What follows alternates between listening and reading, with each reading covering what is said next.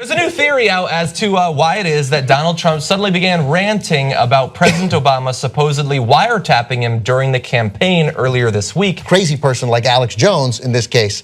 But he's not bright enough to figure that out. He's like, oh my God, look at this article. It just came out of whole cloth. Look at this. Yeah. Turns out that they are wiretapping me. I bet I should get angry and tweet about that. Aliens are coming. Yeah.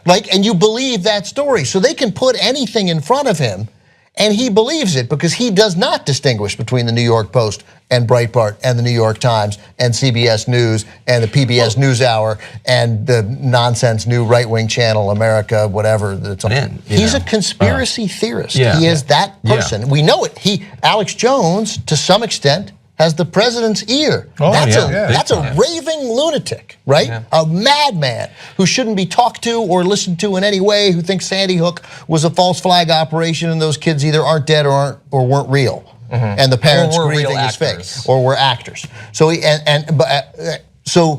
and he talks to the president and he listens to him and he doesn't get that. Donald Trump doesn't hear that guy believes that about Sandy Hook.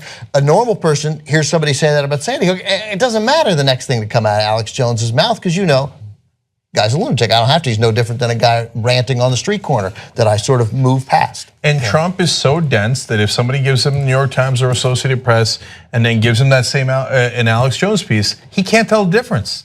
And so if somebody says, okay, here's a story about how important our foreign relations is, and then here's a story about how Sandy Hook was a false flag, he looks at them as the same thing. Yeah, but people have gotten worse and worse at that. That's why I see articles shared on Facebook all the time with URLs that are so obviously not a legitimate source, but people no longer have as good of a filter for that sort of thing. And Trump has even less than the regular human. Yeah. Now, when you combine an inability to say whether a piece of information is true with curiosity, that's how you get a conspiracy theorist. Because a conspiracy theorist wants to understand things, thinks that things are going on and wants to know how they relate, but they don't have the mental apparatus to evaluate how likely something is to be true. Someone who's just stupid and doesn't care about the world is not gonna be interested enough to care about a conspiracy theory. But I also think the people who are the conspiracy theorist like leaders, you know, some of them, I think they know what they're doing. You know, they know that these things aren't true, but they also know